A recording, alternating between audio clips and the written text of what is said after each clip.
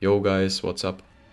Welcome to my Unholy Dk guide for Mob Classic, focused on PvP, mostly on Arena. Of course, most of it translates to Battlegrounds as well. We are on the last patch, and while there has been some changes to classes and balance, it is important to notice that they don't affect instance PvP, so Arena and Battlegrounds. So all the questions we're getting about these changes won't bother us at all. There is some adjustment though to dampening and how it plays out. Honestly, for DKs that's kind of a good thing even, at least in 2s, cause our necrotic strikes on top of the early dampening can be really powerful. That's why DKs might also be a bit stronger than they used to be on more private servers. We will also talk about that and what combos we can play later in the video. And I will talk about the changes and new spells later as well. One other important change is they really made sure PvE gear is dead, or at least not the meta anymore. It seems like Blizzard really wants to incentivize PvPers to stay, so we don't have to worry about raiding anymore if you don't want to. Gearing got a lot easier, but I will also talk about BiS gear in a moment. So without further ado, let's jump into the basics. Okay, racials. I'm gonna make this one quick, it's pretty simple. If you're on Alliance side, you want to play Human DK, and if you're on Horde, you want to play Orc DK.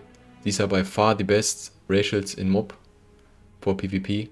Human gives you 1 extra trinket slot with Will to Survive, and extra expertise for mazes and swords.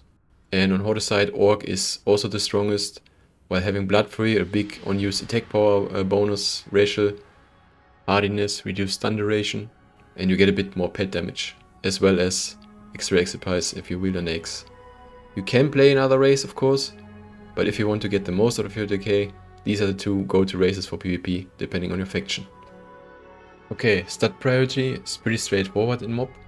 You want your 3% hit cap for your melee attacks, then 4% expertise. It separates us a bit from other classes.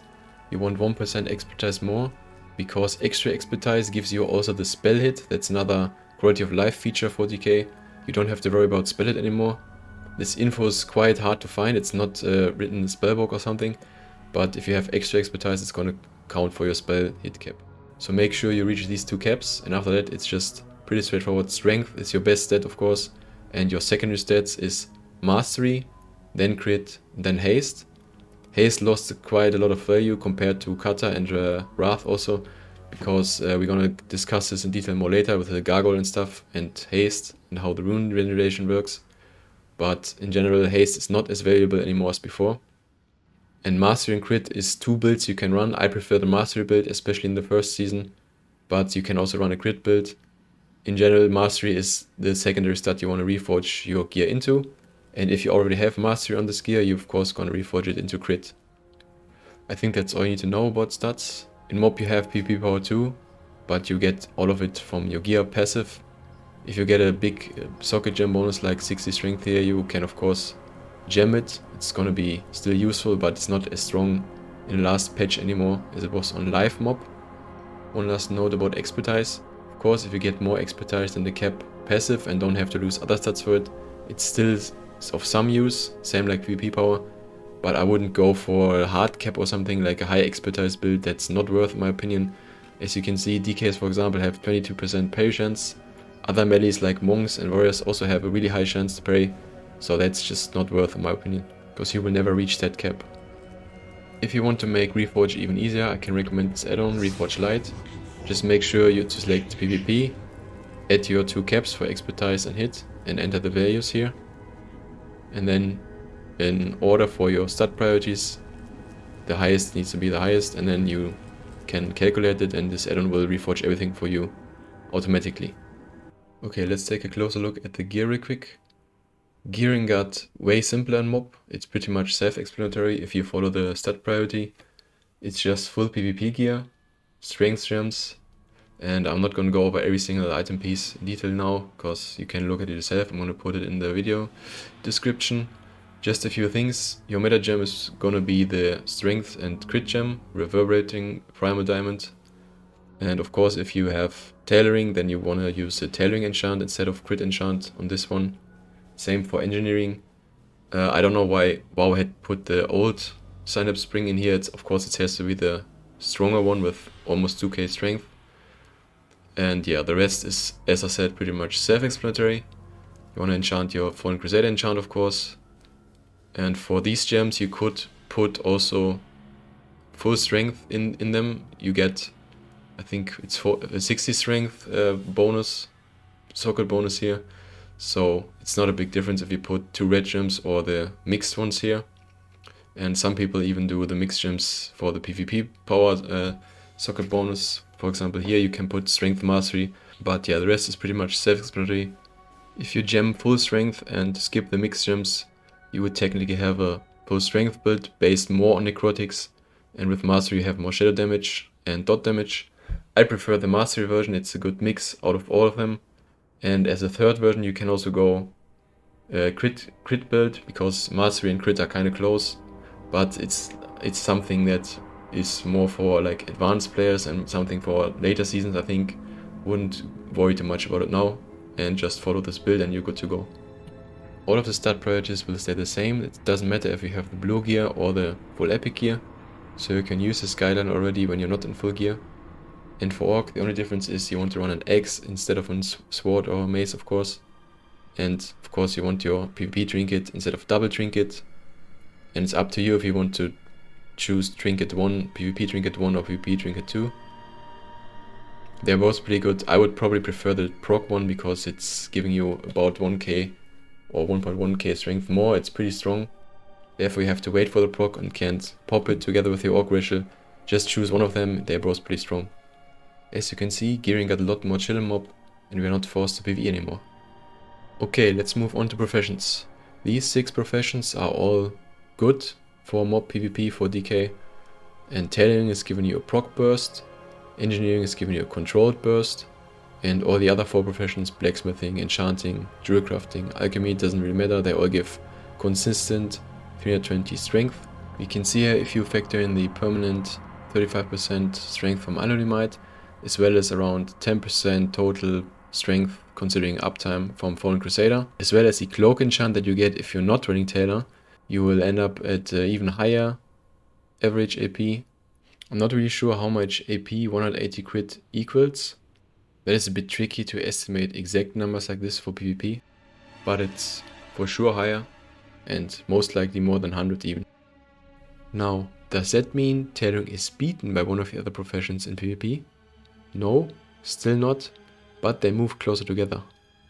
The reason why tailoring still comes out on top is first, your initial snapshot diseases are gonna profit from tailoring on top with your unused trinket, and second, in every other go window, so to say, where you want to have all your procs together and then spam necrotics, we're gonna discuss this more later in the rotation section.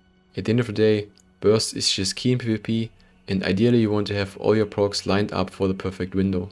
However, this is gonna be a bit harder to manage. If you're not watching your tailoring proc and internal CD, you might as well keep one of the other professions or just not swap to tailoring. Especially since our gargoyle does not snapshot with procs anymore, it's really not that big of a difference compared to kata. And also keep in mind, there is a lot of CC and mobility mob, so playing around the perfect tailoring proc, not for gargoyle but for a necrotic window, might actually be a lot harder than it sounds in reality. I myself am also not really sure right now if I want to drop jewel crafting just to get tailoring on my alt DK. I think the other DK has tailoring, because it's not that big of a difference anymore without the snapshot gargoyle.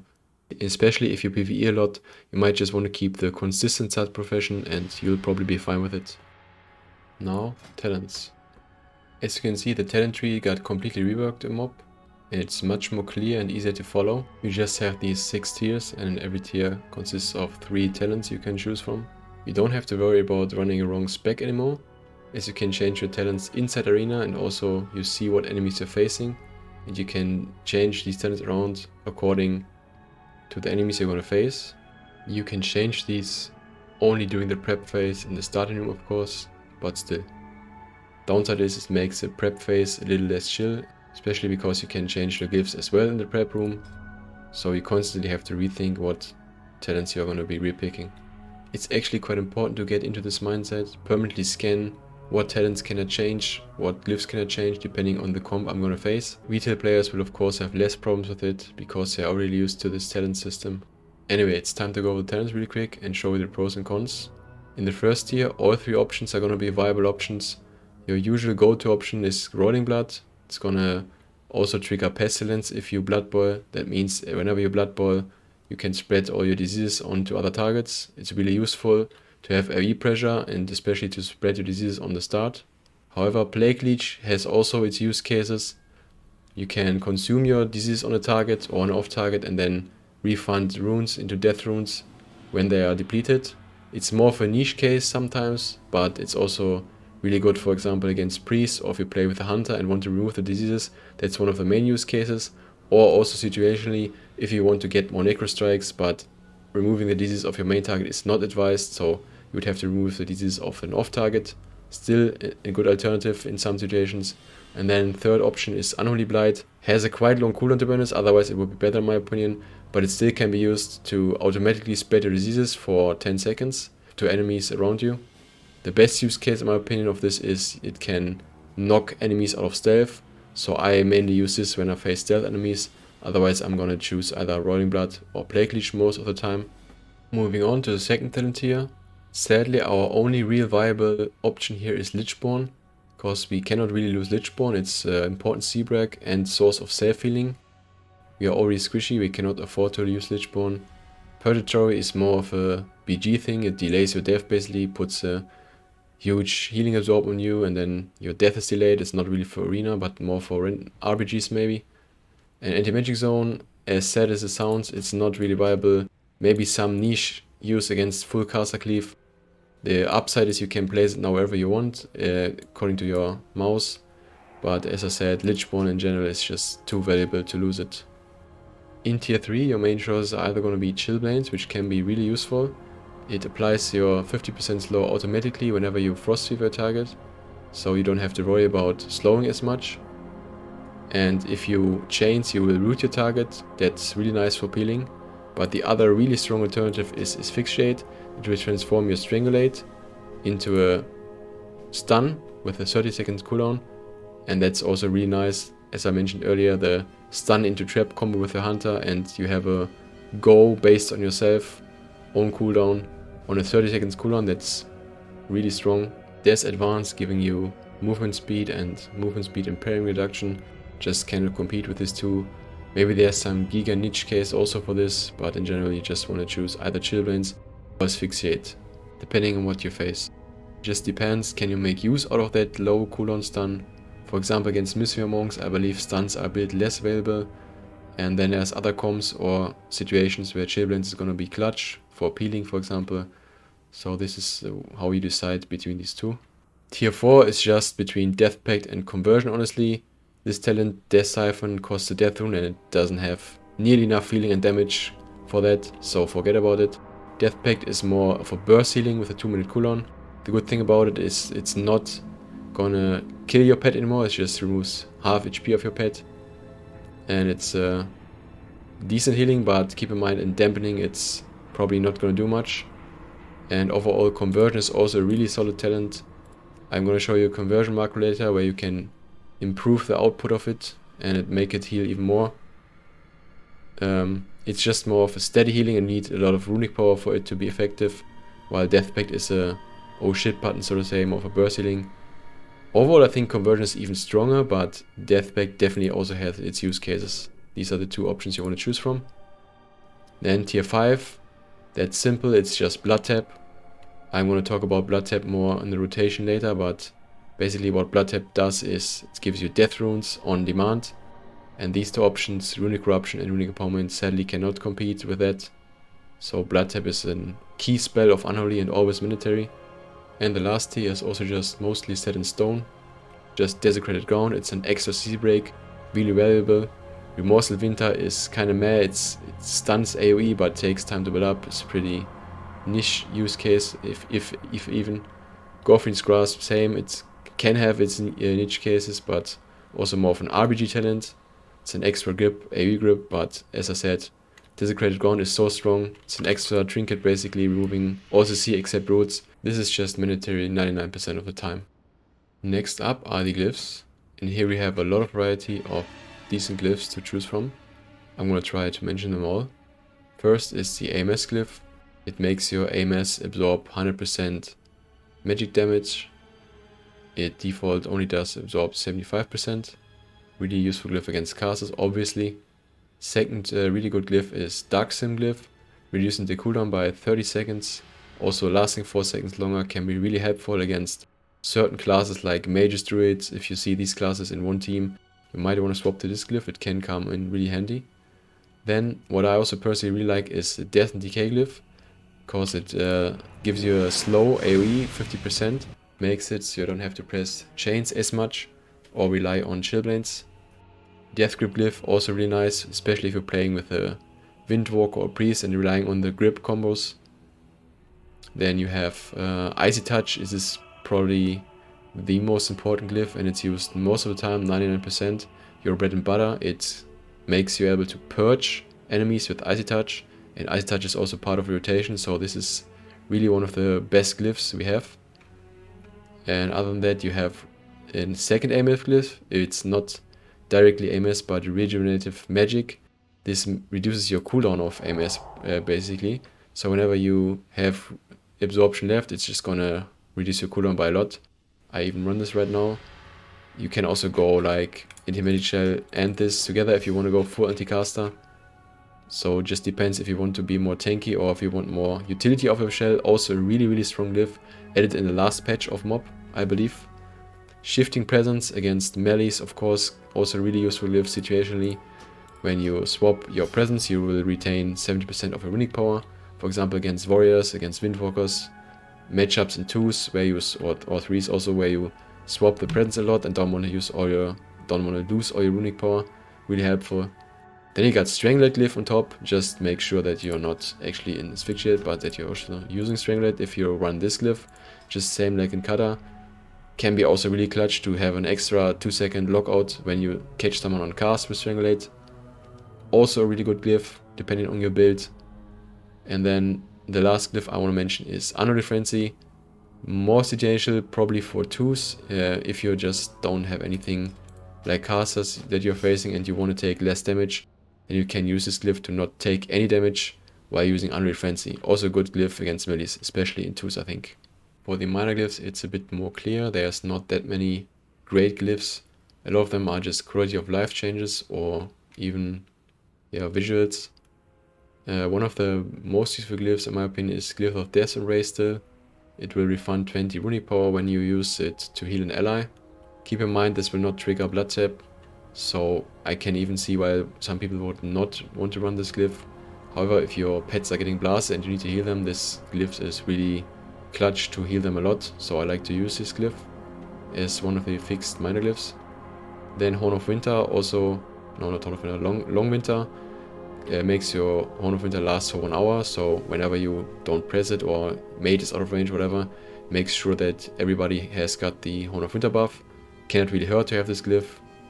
And I mean, Path of Frost is something you could take for BGs obviously to take less fall damage, but use this in arena. Then Resilient Grip, another of the few really useful glyphs for minor glyphs. It will just make your Death Grip not fail or give your Death Grip back. Whenever you grip into block or bubble, it just resets the cooldown. And yeah, the other glyphs are, I think, all cosmetic. These are the options. Not as much to choose from for minor glyphs, but also making it simpler. Alright, Runeforges. Nothing has changed here, it's all the same since Kata and since Wrath. Rune of Simulacrum got even weaker because necrotic strikes are so big, so you definitely want the strength from Rune of Fallen Crusader. Is your go-to enchant and you want to have this one most of the time. What you can and should do is swap it to a weapon that has Spell Shatter enchant on it. It's still really useful against certain comps. For example, if people are still playing Mage Rogue, it's really useful there, reducing all your silence by 50%. And since you're playing 2-hand weapons, you don't really need a special macro, you can just drag it on the action bar. On the beta I don't have it right now, but I'm for sure gonna do it on live. And you can do the same with Sword Shatter enchant, of course. Get a 3rd weapon, put Sword Shatter enchant on it. Whenever you expect a disarm, you can swap to it and then swap back. You can also do this in your action bars or with a simple macro. It's basically just same as TBC when you used to do this as a warrior. Need to do it before the disarm though, it's important. If you do it during the disarm, it's not going to do anything. Dual wielding both of these enchants like we used to do in Wrath versus certain comps in the opener. It's not recommended anymore. Weapons are more important now. And our Death Call doesn't carry our whole pressure anymore like, let's say, on Wrath. and if it's really needed, you can also trinket Disarm now. Okay, let's take a closer look at the spells and abilities, and also what has changed about the spells, and then we will also slowly delve into the rotation. One of the first things that might catch eye is the Unholy Aura, which increases your and your party's melee and range attack speed by 10%. The latter one is gonna matter to hunters more. In the end, it's not really a big deal, I wouldn't worry too much about it, but it's free and it's there. One of Winterguard also reworked, it's now essentially just a Battle Shout, and also won't stack with abilities like Battle Shout. But you can still use it for free 10 runic power if you have no other global to press. You also got a brand new ability, if you're playing with a druid, then Symbiosis comes into play. Your druid is gonna give you a spell, he's gonna get IBF from you, so make sure to save one action bar slot or bind for this. And how it's gonna work is you're gonna place this shroom, like let's say this cursor here is D&D, it's gonna be smaller but in principle the same, somewhere, and then you press it and then the mushroom is gonna appear. It's gonna spread diseases around the location to the targets. DKs definitely get one of the weakest Symbiosis spells from the druid, so it's not really that big. The most useful case that comes out of Symbiosis is maybe similar to Unholy Blight, knocking people out of stealth, but I still wanted to mention here because you should still bind it, of course. Next up, we're going to discuss some big changes. Our global cooldown does not depend on the presence anymore, so it doesn't matter if you're in Frost presence, Under presence, Blood presence, you will still have 1 second global cooldown. And Frost presence got reworked, reducing the CC now by 20% on top of the runic power generation, but Frost presence is still overall the presence you're gonna be using the least, I think. It can be used if you really want to min-max, and if you have the glyph that retains the runic power, then you can pre-swap to Frost presence if you want to min-max or use some CC. Overall, you're mostly going to use Blood presence and Under presence. Under presence being your go-to damage presence, Blood presence your tanky presence, and you want to swap between these two the most. And of course, if you're going to be running the shifting presence glyphs, that's going to allow you to swap more between Blood and Under presence without losing all your runic power. Under presence now only giving 10% haste and 15% movement speed. You might ask yourself, does it even make sense to be in Under presence, because Blood presence makes us a lot more tanky actually. One important thing to mention that's not as obvious is our talents got reworked, so they are mostly passive now, and Sudden Doom is triggering only in Under presence. So if you want to do damage, if you want max pressure, Under presence is gonna be your go-to presence still. But overall, it's fair to say that Blood presence is way less punishing now compared to before, and you're able to play even a whole game if it's needed in Blood presence, due to the fact that we now have the nice 1 second global cooldown in every presence. Then, a really nice quality of life addition to Death Grip is you have a sort of grace period now, so if you grip your target, a few seconds after that you can press grip again and grip a second time, and your grip will be put on CD after that, so effectively you can grip 2 times in a short window. And this is especially useful not only to disrupt the whole team, but for example mages or druids, if they're blinking away right after you grip, you can grip them again. Next, really big and important change is the change to Reaping. You might know this talent from Cataclysm still, or from Wrath even if you played it there. And it still works the same way that we're converting our Blood runes to Death runes, with the important addition that Icy Touch and Blood Boil now generating Death runes too. This is really important for rotation, we will talk about this in a bit. But it makes us more flexible and it's way more viable to press Icy Touch and Blood Boil now. And it's a really nice change for us. And speaking about Death runes, your Necrotic Strike can be only used for Death runes now. You will not be able to use Necrotic anymore for Unholy runes. That is really important to know, and it will take you a lot longer now to press Necrotics, but therefore they will be more impactful.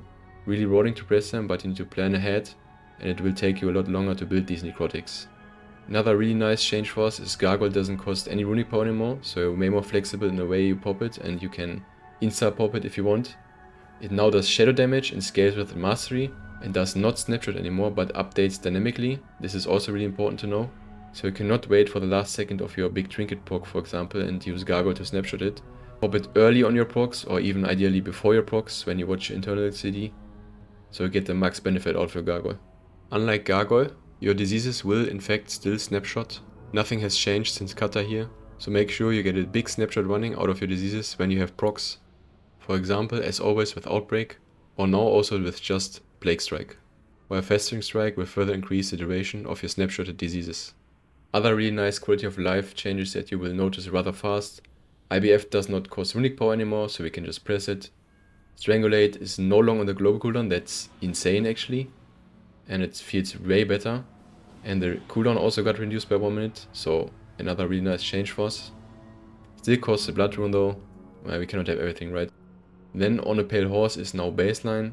As I said before, a lot of the talents we previously had to choose from are now baseline, because the talent system got reworked. So that's a really nice addition for us, but also for other classes of course. But yeah, it feels really good not having to do as many painful trade-offs anymore. Ebon Plaguebringer is a talent we always had anyway, but now it's also a passive and increases disease damage by a lot. And the most important thing about it is it applies both diseases now with only one Plague Strike, so it's really nice and helpful for reapplying diseases. And diseases do a huge chunk of our damage now, so make sure to always keep them up. One change that is actually not beneficial to us: Runic Power cap got reduced to 100 only. Previously with talents you were able to get 130. This is one of the talents that did not make it into a passive, sadly. We don't have the talent Runic Power Mastery anymore, so we gotta live with 100 Runic Power cap. And the next thing that makes me a bit sad is you're not able to remove CC anymore with Unholy Frenzy. The upside would be you can save 2 binds, remove Unholy Frenzy Party 1, Party 2 from your bars. You will not be able to break your mates out of traps or out of polymorphs anymore. So that was a change regarding Unholy Frenzy that is actually not positive for us. One more positive change would be Unholy Frenzy does no longer count as a rage effect, which also means that Fel Druids and Hunters can no longer remove the buff. Our ghoul does not have energy cost for Gnaw and Leap anymore, and there's also no global cooldown on these abilities anymore. And what's also really nice, the cooldown got removed to 1 minute only. So if people kill your pet, you will have it back even sooner. Also, if you're running Death Pact and decide to sack your pet, it does no longer insta-die, only 50% of the HP gets consumed. And Death Pact is now also of the global cooldown, making it way easier to use. Okay, the next spell we should look at that is important for rotation is Blood Tap, and it got reworked as a talent spell, is now way more complex than before. The way it works, it stacks up to 12 times, you gain 2 stacks per death coil, so it can take some time to build fully, and every time you press Blood Tap you consume 5 charges. It is a extremely crucial talent for us to get our death runes at the right time, mainly to lose our necro strikes. And why a lot of people struggle with this talent initially is that it only works if your rune is fully depleted, so if you're not watching your runes closely, it might be that you press your Blood Tap and nothing happens. That's a bit confusing at the start, but you will get used to it. Before you're doing a big burst go, you want to prepare these Blood Tap stacks and want to gather 12 stacks, or as much as you can in the moment. And in between your goes, you can also spend your Blood Tap, if your runes are depleted, to get some occasional necrotic strikes on target. For example, also for the debuff that reduces casting speed, or just to put out some pressure. But the greater picture here is the more you want to burst, the more you need to save up these stacks, and your runes of course. What is great about Blood Tap, it makes you really flexible with your death runes, and it's one of your most important ways to get them. And as they are death runes, you can also use them for other emergency spells. For example, if you need a rune and can get a big Stranglehead off, you can also of course Blood Tap and get that Stranglehead out, similar to expansions before where you just had the normal Blood Tap. Or really crucial chains if you cannot catch the enemy otherwise. Dark Transformation of course for Pet Kick. Also Soul Ripper if you can get that execute Soul Ripper out, or if you really need to heal yourself with Death Strike in an emergency. But this is more for special emergency use cases. In general you just want to use Blood Tap to use your necrotic strikes. Okay, lastly for the new spells I want to mention Soul Reaper. With that we're also gonna move into the rotation now. Soul Reaper is one of our biggest new spells, and it's an execute ability. Doing really insane damage is Unholy, adds shadow damage and scales with our mastery. And if you're lucky, it can also crit. This costs 1 Unholy rune to apply, has a 6-second cooldown, can be applied whenever you want, but it only will have an effect if your target is below 35% HP. So it can be a bit tricky to use and get a perfect Soul Reaper timing off. You need to plan ahead when do you think your target will reach this low amount of HP. And what's also tricky about it, it can be dispelled. And even though Dispel has a cooldown now, it's still kinda annoying. So the ideal Soul Reaper you're looking for is when the healer is struggling a lot, when the target is extremely low HP, so he has to waste the global on dispelling and struggling, or if he's in CC without a trinket. But as a general rule of thumb, you can also just throw the Soul Reaper out when the target is close to 50% HP, as it just costs 1 Unholy rune and 6 seconds cooldown. Is not too costly, but the closer you are coming towards the criteria I mentioned before, the more successful your Soul Reaper will be. By the way, if you like this kind of videos, or if you just want to help me out, feel free to subscribe. I will make more Mob Classic PvP videos, in the near future probably also TBC or Wrath 2.0 PvP videos. If you decide to do so, I would really appreciate it. Alright, now one of the crucial parts of the guide, the rotation. Many of you have probably been waiting for. However, there is a caveat. Many PvP players know this already. In PvP, there is no such thing as a real rotation. We can only approximate it and give a general idea here. Spell usage in PvP is always highly situational. We can distinguish between 3 rotations, or priorities, or orders of spells, or whatever you want to call it. I am just going to call it rotation now, but you know what I really mean. And we have a burst rotation, and a non-burst rotation, and a second burst rotation which is more in between the two. And first I'm going to show you a burst rotation that you can use if you want to go for the kill or want to force big cooldowns from your enemies. If the situation is good for it, it can and should be used if you have cooldowns and good procs. Of course, your first priority is to have diseases on the target.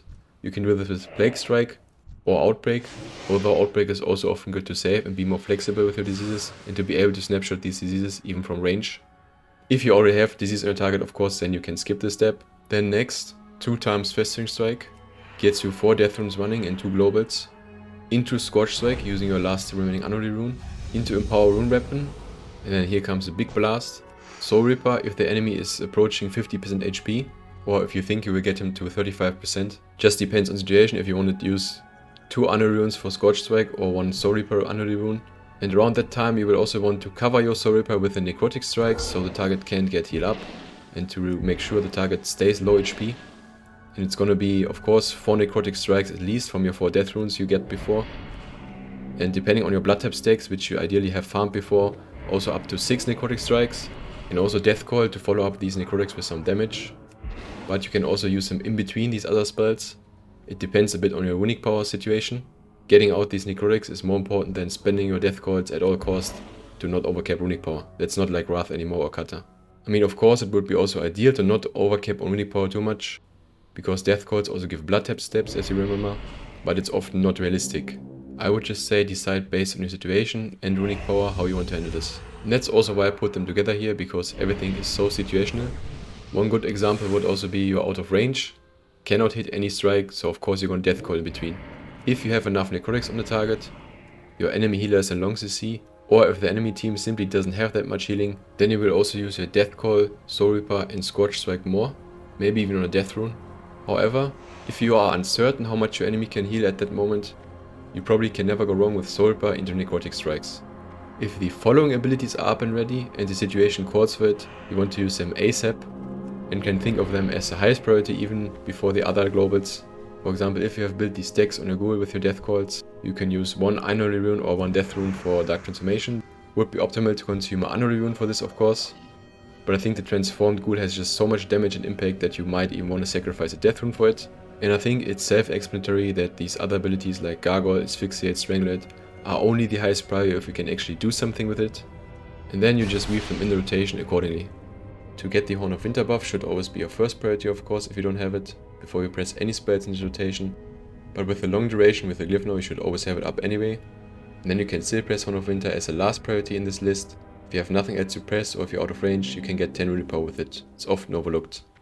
What I also want to mention here is Empower Runic Weapon has a 5-minute long cooldown. Of course, it's not always going to be up. Both burst rotations still remain the same, although they are less impactful, of course. What you will have to do is you have to wait for your runes to regenerate.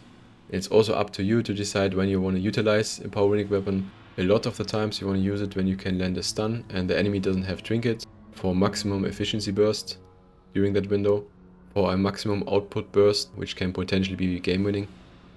But there can be also extremely short matchup where you might want to use it earlier, or on extremely long matchups you also might want to do this, because then you're going to have it back up again and can force some CDs early. Okay, our second burst rotation, which is probably even going to be used more commonly if you don't have Empower Runic Weapon up. Everything we mentioned about the first burst rotation also applies to this one, so I'm not going to go over everything in detail again. But there is some crucial differences in the way we transform our Blood and Frost runes. This is where the new version of Reaping comes into play. We are now able to transform our Blood and Frost runes with Icy Touch and Blood Boil to Death runes, not only with Festering Strikes. So what are we going to do here before we Scorch Strike is we press 2 times Icy Touch into 2 times Blood Boil, achieving the same Death rune generation as before.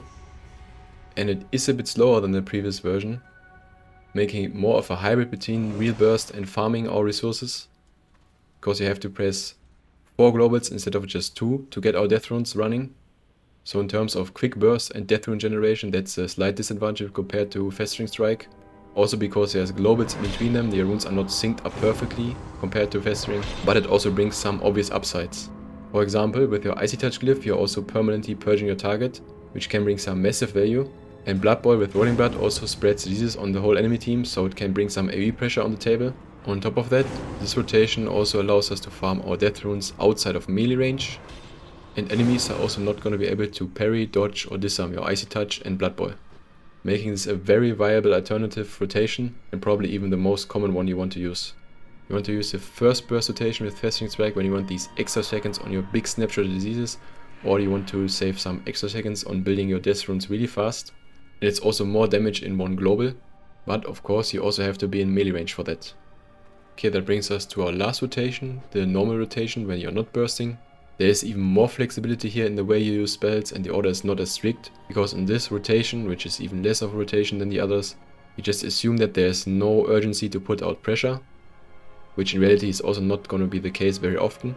So the more you want to burst, the more you have to lean into one of the other rotations, which we mentioned previously. The general idea here is that you just want to farm for your resources, so to put your runes onto D, to gather blood tap stacks and to gather runic power.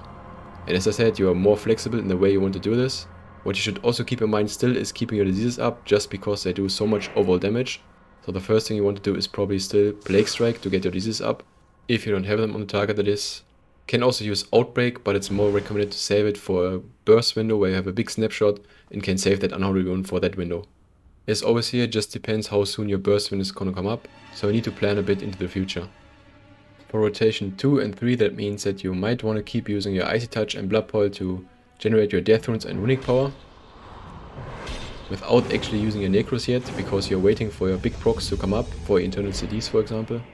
So direct damage is not as important yet as it will be in your burst window. That's why it's also fine to use Bloodstrike or Pestilence if the situation asks for it. For example, if you're hitting on an object like Lightwell, you cannot use Blood Boil there, so you can just press Bloodstrike to be able to damage this object with a Blood Rune. It's a really rare case, but don't take Bloodstrike off your bars, because in situations like this it can still be useful. And if you don't want to bounce Prayer of Many from Priest, or if you're playing with a Hunter or other CC class and cannot afford to AE because you might break the CC, then Bloodstrike would also be situationally better than Blood Boil. And for Pestilence, it's just if you don't run Running Blood and want to spread disease or catch someone from stealth. And of course you can place Festering Strike as always if you're in melee range. What is also nice is Chains of Ice is way more viable if you don't need the Death Rune yet. And while Chains of Ice would heavily grieve your rotation if you're pressing it later because you're missing out on that Death Rune, it's fine to press in an early stage and even giving you more runic power than Icy Touch, because it has this extra bonus from the gloves, giving you 10 more runic power. So for farming and catching up to an enemy in early stage, and Chains is completely fine to press. And you might of course still have to press it later if you cannot catch someone, but you generally want to avoid this as much as possible. That's why pressing D&D also comes in handy if you have the glyph, because you can catch enemies if they're behind pillars and give the slow to them, or you can stop enemies from blinking, etc., or just build runic power and do some damage. D&D is worse in your burst window, that's why I didn't put it in this rotation, because enemies can run out of it, but in this stage you can also press Scorch Strike or D&D, as both is fine. And then you want to weave in situational Necrotic Strikes if you reach the max amount of blood taps and cannot use them yet for a full burst window. Then you can also weave in some Necrotics, because you still want to generate some amount of pressure during your farming stage, so to say, and you can only store up a limited amount of death runes and blood taps anyway. And then if you have nothing else to press, you can press a Death Coil, or in the middle in between you can also already weave in some Death Coils, keep their blood tap stacks and Shadow Infusion stacks running. These are more important than pulling runic power now, as Death Coil is not the main direct source for damage anymore, and we will spend so much runes on Necrotic Strike that we get the runic power naturally. And our runic power condition for Gargoyle got also removed, so runic power in general is not as important anymore as in previous expansions. One of the few situations where I would say it's actually still good to actively pull runic power is if your Dark Transformation is about to run out. You might want to save some runic power for a few coils, so you can rebuild your Shadow Infusion stacks really fast again.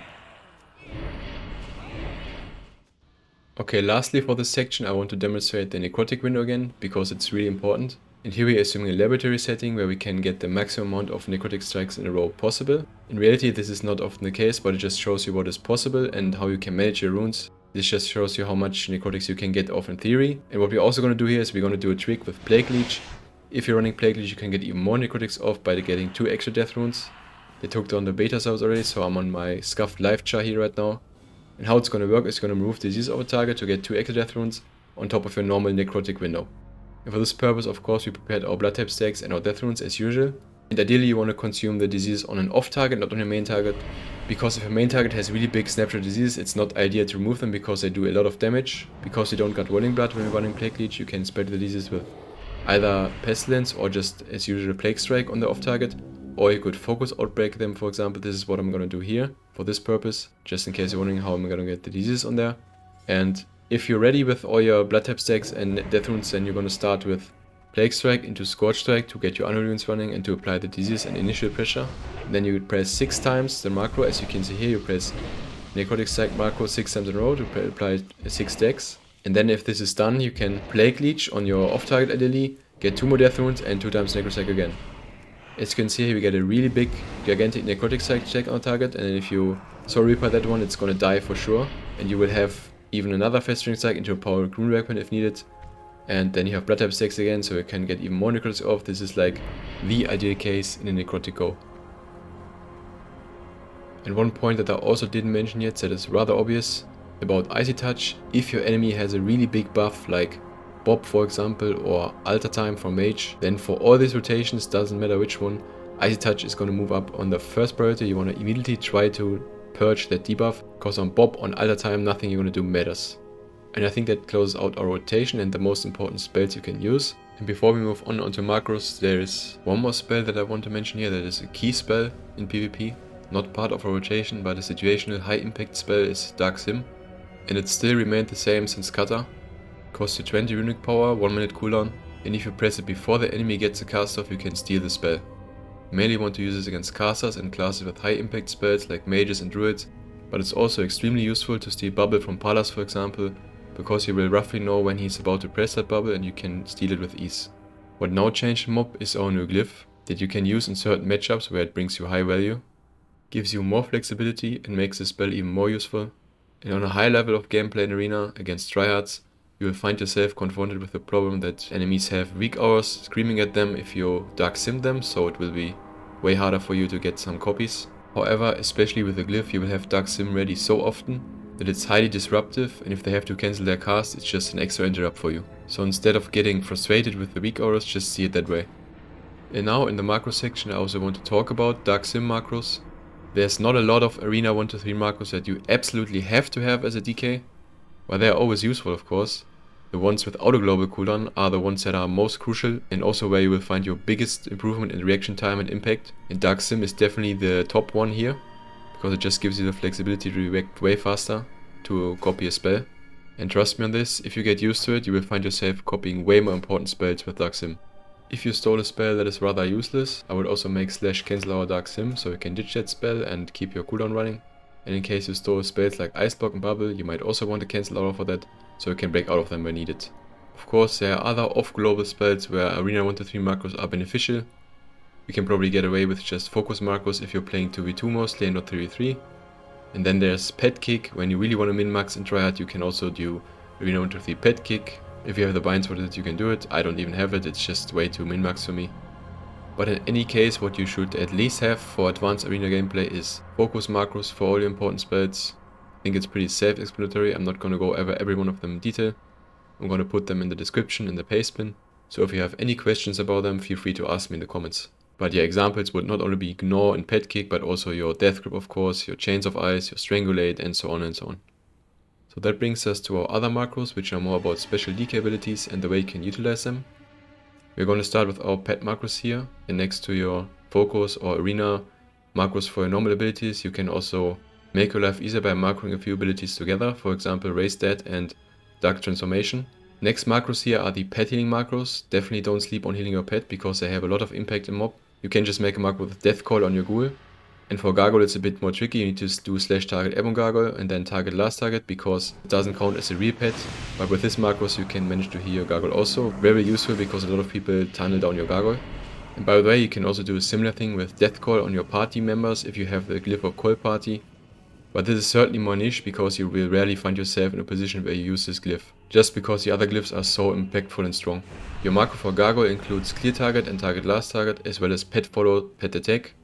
which might help with a bug that often occurs that your gargoyle is doing nothing or not swapping the target properly. You also want to pop your unused trinkets around the same time you pop your gargoyle, as well as your engineering hands. That's why you put /use 13, 14 and 10 in there. And now that we cannot remove CC from our party members anymore with Unholy Frenzy, it's probably fine to put Unholy Frenzy in this macro as well. If you want more control about your Unholy Frenzy, you can still bind it separately, but in my opinion it's fine to put them all in one macro now. Next, what is kinda important if you play with a class that has a lot of CC, you need to manage your claws, because when your ghoul is transformed it will AoE claw and potentially break CC. There's two ways you can manage this. The first option would be to make a macro to toggle the claw on and off manually. Writing the toggle on and off command in the macro with Gnaw, for example, was a thing in Kata. I wouldn't recommend it anymore in Mob because your abilities don't cost energy anymore, at least not Gnaw. So you would need an extra macro in keybind for this method now. It takes a bit more effort to manage it manually, but can be worth if you're playing with a hunter, for example. The second option would be to macro pet target claw in other abilities, like for example Death Coil or Necrotic Strike. The advantage here is that your ghoul will do more DPS if you press the claw manually this way, because the energy pooling works better if you don't let the eye handle it. So you do slightly more DPS. Downside here is you need to be extra careful when you're pressing your abilities when your ghoul is next to a CC target, because it might activate the claw. It is important to have as much control as possible over your pet in general. You can either bind it on the action bar or make a macro with pet move to. This way you can maneuver around your pet more freely, and maybe if you're playing against a hunter, for example, you can even catch some CC with it and moving the pet on yourself or your mate to catch the trap. The Lich Bomb macro stayed the same since Wrath. It's one of your biggest self-healing cooldowns. You pop Lich Spawn and then with a macro you cast Death Coils on yourself. Add/cancel our Lich Spawn in there or make a second macro for this to be able to cancel the Lich Spawn if you're about to get feared or shackled. The next macro with a special trick is our conversion macro. You can add an exclamation mark in before the conversion. This will make sure you can press conversion 2 times and basically heal yourself for double the speed of the cost of double the runic power, because you can press conversion every global instead of cancelling it on the second press. Just make sure you also have a cancel aura conversion macro here, but this is a really nice trick to increase your self healing at the cost of more runic power. You can make a macro for Symbiosis if you play with a druid, so you don't forget about it. Just writing /symbiosis works, and you will get the plague mushroom from it. What can also be useful is make a mouse over macro for that, so it's easier to place. Therefore you will have to write the full name of the spell, naming the plague mushroom in it. I mentioned Blood Tap earlier. It's now one of our most important abilities in PvP, albeit a bit clunky to use. That's why you can macro Blood Tap with Necrotic Strike together to make your life easier, especially if you use this macro here. It's a cast sequence macro with a reset and will make sure that you don't grief your Blood Tap stacks by accident. So you can macro Blood Taps on your Necrotic Strike, but don't macro Necrotic Strikes on your Blood Tap the other way around, because you might use your Blood Tap for other things. Also keep in mind that on paper it is still more optimal to control every single press manually, so if you can do that, good for you, then you don't have to use any macro here. But in reality I think it can be a bit hard to do with a Blood Tap ability. And if you're just starting out and find yourself permanently on 12 Blood Tap stacks and forgetting to use them even, then you can also macro Blood Tap to your other abilities. However, I heavily advise you not to do that in the long run, because you want to have maximum control over your Death Rune activation as well as your Blood Tap stacks. You need these for important key burst windows that you are going to prepare. And macroing Blood Tap to a Necrotic Strike for a Necrotic burst windows, that's the main use of Blood Tap anyway, so that's the only occasion where it's fine and probably even beneficial to do this sort of macro. And it's also the only Blood Tap macro I've seen top DKs use. I think I mentioned most important macros now that are not self-explanatory. One last tip I can give you here is you can do a macro for the abilities from your talents and do a /cast known condition and then add, for example, Gorfin's Grasp, Remorseless Winter and Desecrated Ground in there, even though that's kind of a rare example where you would swap the talents. More common would be swapping between Plague Leech and maybe Unholy Blight in certain situations. And if you use a macro like this, you wouldn't have to drag around the abilities from the talent tree in the action bars all the time. Also really useful on other classes. Now I'm gonna go over the comps you can play as Unholy DK in Mob. First I'm gonna start off with the 2v2. In the top tier we have Mistweaver DK is by far one of the strongest DK comps in 2v2. They just have a great synergy. Mistweaver is strong with melee in general. Mistweaver Warrior is also a really sick comp.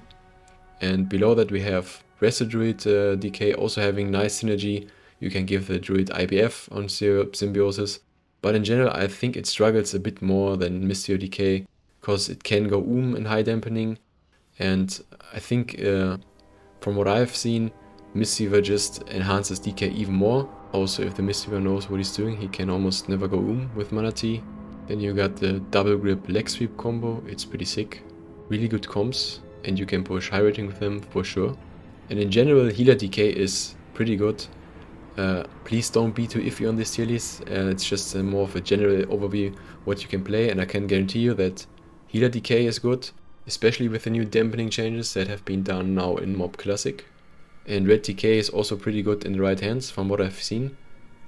Tenso, for example, plays this a lot and he's crushing with it, but it's not as brained as in Kata anymore, where you can just roll red DK and stomp the whole 2-slider. It's really harder compared to healer DK, in my opinion, to play this. Red Paladins also have the best 2 synergy with Hunters now, so it might be a bit hard to find a decent Red Paladin that is willing to play with you. But it's probably sitting near or even in the really good tier, if you can find a decent red. But yeah, the other healer comps are Holy Priest DK is really good, you still have the Grip Fear synergy. Holy Priest can pump a lot of heals. Downside is you can run into mana problems, unlike Mystery DK for example. Then Holy Pally DK, as always, good synergy in every expansion. Haven't played it yet, but you have the Hodge Ghost, you have Holy Pala healing Freedom and Bob. And Holy Pala is also not a bad healer in Mob. So this is probably the third best comp, together with Resto Shaman DK situational. I have played this comp a bit, it's really good against casters, but might struggle against some other comps. But hey, as I said, healer DK, you can't go wrong with it, it's gonna be really good tier. And yeah, that's pretty much it for all the decent comps which you can push high rating with. The other comps are more like 3's warm up or what you can play for fun with a friend maybe. I have seen some Demon Warlock, Unholy DK, also back then there was some on retail I think. And Boomy DK for sure is playable because Boomy has insane off-healing. Not so sure about Shadow Priest, Unholy DK. Shadow Priest usually has okay off-healing. Doesn't do too great in Mob though, especially in 2s. So these are more comps which you can consider as 3's warm up, or if you just want to practice. Synergy for example with Unholy DK and Windwalker. Unholy DK, Eli Shaman, probably not serious 2's comps, but you can play them, as well as Hunter DK of course. And yeah, the double melee like Warrior DK, Warrior Rogue, probably even below that, is really more for fun, as well as any DK with any other DPS. So here you have the ideas you can play into V2 and the tier list. And last thing, tanks are, from what I've seen, really dog shit in Mob, so I wouldn't really play with a tank anymore in Arena. And with that being said, we can move on to 3v3. Now about 3v3, as you might have noticed, I replaced the highest tier. Instead of top tier, I just put really good in there. Again, don't be too iffy on these tier lists, I'm just giving a broad overview. Might be that the 2 top comps are also in the S tier and overall comps, but I'm looking more at DK comps here. And I think DKs are a bit stronger in 2v2 than 3v3 to be honest. In general, DK is lacking a bit in the survivability department, and of course, if there's 3v3, there's going to be more incoming damage, it's going to be harder to survive. That's why DK is struggling a bit more, maybe because of its squishiness in Mob. But if there are 2 comps that are either in the S tier or bordering the S tier of all comps, it's for sure Hunter DK, PhD or Ellie DK. They are both bringing good support for the DK in forms of peels, off-heals or Ross in case of Hunter, off-heals in case of Shaman, also totem utility, extra kicks, and Shamans are sick overall in Mob in 3s. And the burst damage is just insane. Together with DK burst and necrotic stacks, it's gonna be really hard to heal. Same goes for Hunter with all the CC, and you can make nice CC combos with Asphyxiate into traps for example, so these classes have great synergy, and are the top choices if you want to play 3v3 as a DK. You cannot go wrong if you play Ellie DK or Hunter DK with a healer. Again, might be that I missed some healers somewhere, it's not a perfect list. In general you can play PhD with any healer, while it's going to be best with a Holy Priest, more aggressive version but really pumping. Resto Druid or Holy Pala is also really good, and then it might be also good with a Mistweaver or a Resto Shaman, but I think it's not as great as the other versions. And for LDK you have Mistweaver as a great choice, Resto Druid also, and probably Holy Pala works also fine. Here for example I didn't bother putting Holy Priest in there, I think it's too squishy. Maybe not, who knows, it might be good. Probably still a lot better than a lot of other comps. So just you get the idea, just because I didn't write Holy Priest in there, in general these comps are still good with a healer. Just maybe not your first choice. While survival is great in 2s, I think for 3s, Marksmanship Hunter would be best suited with a DK. Of course the combo would still be played with a Beastmaster or a Survival Hunter, just maybe down 1 or even 2 tiers. Same goes for Enhance, I think it can work, it's pretty good probably, but not as top tier as Ellie Shaman. That's what I would say at least. I haven't seen it yet together with the DK. Maybe it's a mystery box. Who knows? Moving on, we got the classic melee Glyphs like TSG or Windwalker DK that's called Walking Dead. Depending on the gear stage, they might be up a tier or lower a tier. Overall, these melee Glyphs are solid. Mistweaver is a great choice for Arms Warrior DK, but you can also play TSG Mob, also very good, and Resto Shaman Holy Pala will work out just fine. For Windwalker DK, you can play with Resto Shaman or Druid, and Holy Pala will also be probably fine. And what's funny here, you can also play with the Mistweaver and the Windwalker together. Double Monk DK is also pretty aids for enemies to face, and they're not going to be happy about it. About Vanguards and 3s, Red DK, it's probably similar to 2's situation. If you can find a really decent red, you probably can play to a good rating with it. Most of the tryhard reds will want to play with the Hunter and 3s also, so it's again kind of a mixed bag. I would probably prefer to play offensive version with a Resto Shaman or a Priest. Mistweaver Resto Druid might also work. I actually forgot Resto Druid there. I'm pretty sure you can play it to some degree. But where you're gonna end up and how the games are going is gonna be more dependent on your mates in this comp than on many other comps, I think. Mage DK in 3s is probably better in mob than in the previous classic versions. Your best healer for this comp should be a Resto Druid. Resto Druid and Mage have a great synergy together and are without a doubt two of the strongest PvP classes in this expansion. About the other healers, I'm not too sure. It's probably just best with the Resto Druid, to be honest. But I can see it work with the Holy Priest, a more aggressive version, and the other healers also probably. I mean, end of the day, it's S tier class Mage, can make anything work, especially with the Druid. And Affliction Warlock with Unholy DK is probably also good. A lot of spread pressure with AoE dots, as Unholy DK's dots are doing a lot of work in mob. And your best healer for this is also going to be either Resto Shaman for a slightly more aggressive version, or Mistweaver or Resto Druid. Holy Pala probably fine, but probably the weakest healer for this comp out of the 4. And out of the comps, I put a maybe next to them. Might be decent, maybe not, it's hard to say. Maybe Rogue DK, the Return of Smoke Bomb, maybe Boomkin DK can put a lot of pressure.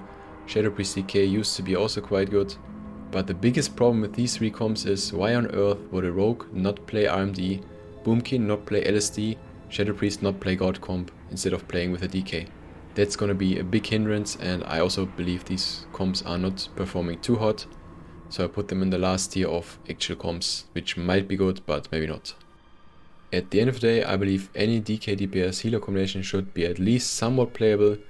While triple DPS is not really a thing anymore in mob, it can be played, but it's not as meta as in Kata anymore, and I think it's borderline forget tier.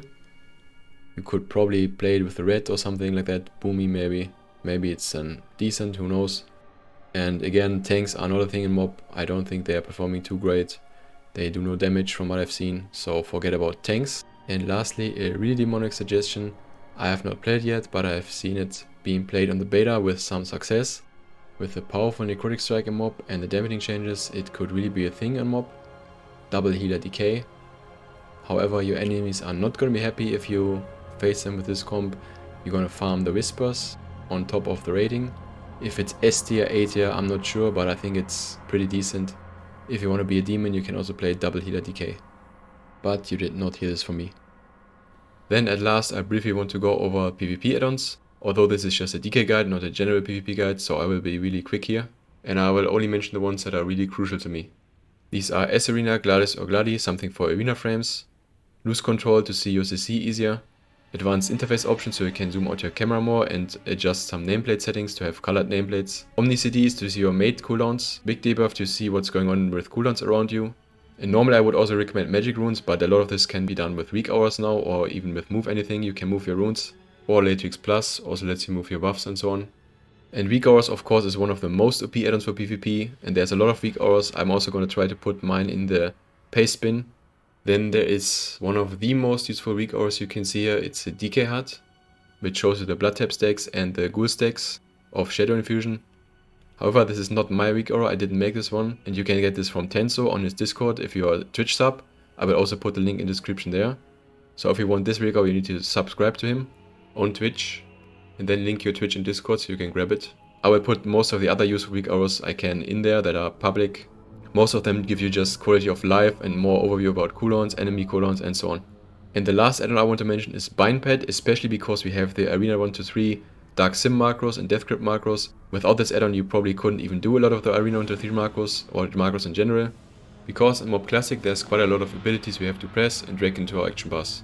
So this is also a really nice add-on to have. Unfortunately on the beta it's not working right now, but on the live server I'm pretty sure it will work. Really recommend it if you want to press Arena 1-3 Dark Sim. And this brings me to the end of this guide. I hope you learned something and this was useful for you. If you made it this far, thank you for watching. And it would be cool if you see more DKs around on the live servers compared to private servers. If you can use some of the knowledge provided here on your PvP journey and mob, then my job is done here and I wish you good luck in the upcoming arena seasons.